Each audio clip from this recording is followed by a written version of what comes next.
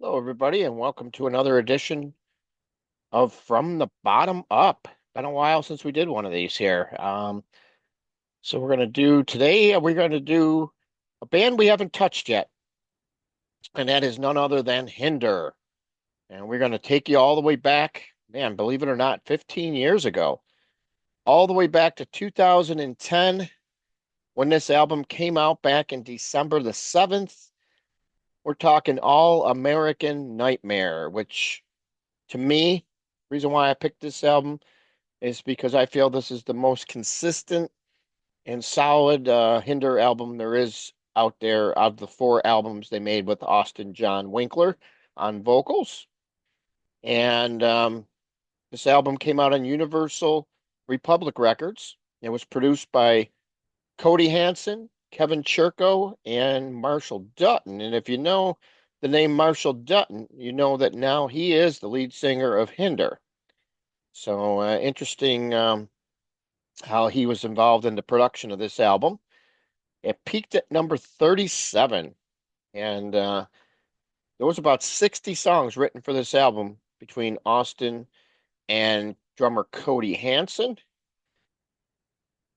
Okay, we're going to count down from the bottom up, starting with our number 10 or least favorite, and that is going to be none other than Waking Up the Devil, which is probably the weakest song on the album by a mile.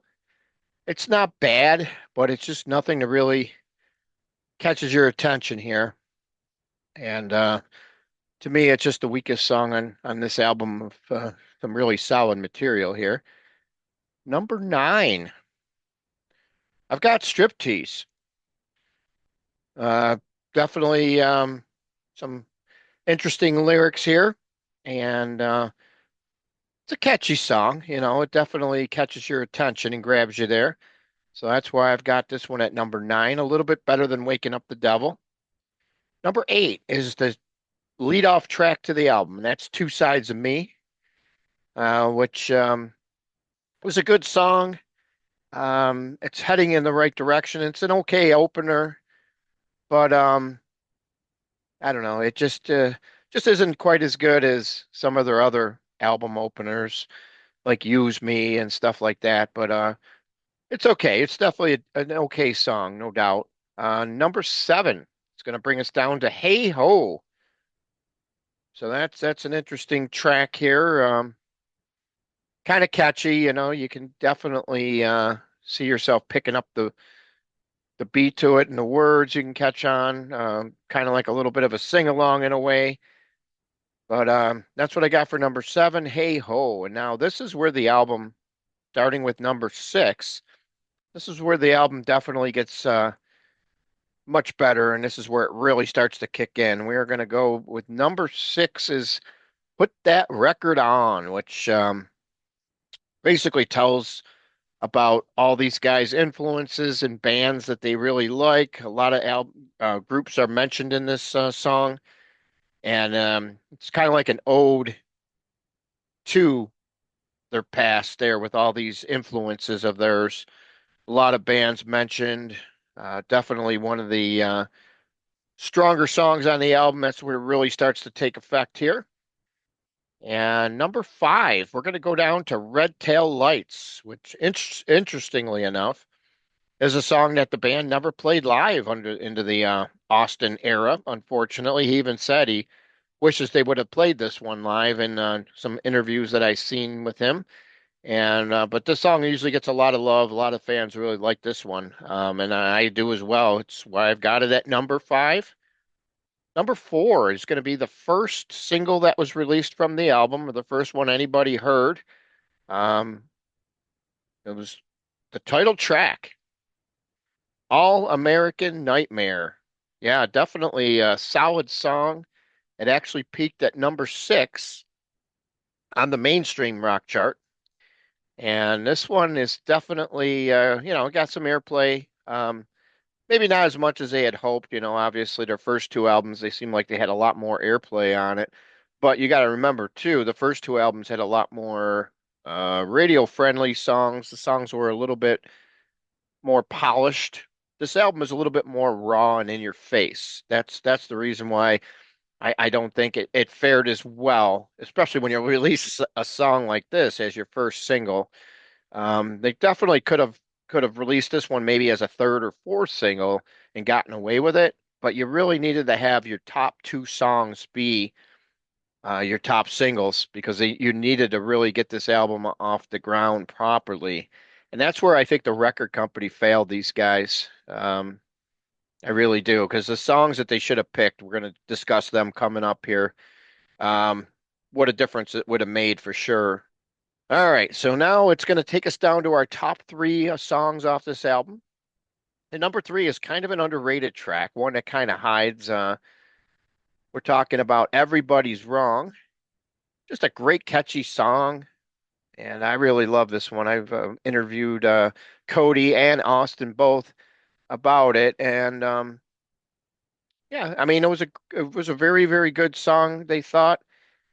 But for some reason, the record company, I don't know, they should have released this as possibly the third single. I think they, after the first two came out, if the proper songs were released, this album would have definitely done much better.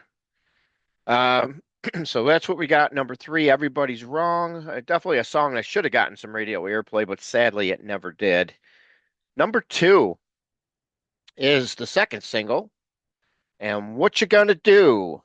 Yes, What You Gonna Do? It peaked at number 20 on the mainstream charts, and it was the second single released. And shockingly, this song just didn't really take off like everybody had hoped. It's kind of got a southern flavor to it, which the band was trying to do on purpose.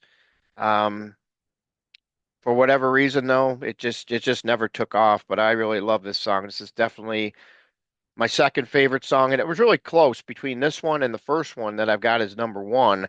You could flip-flop them on any given day, but right now, this is what we got at number two. And number one, of course, if you're paying attention to this great album, I've got The Life. And man, do I love The Life.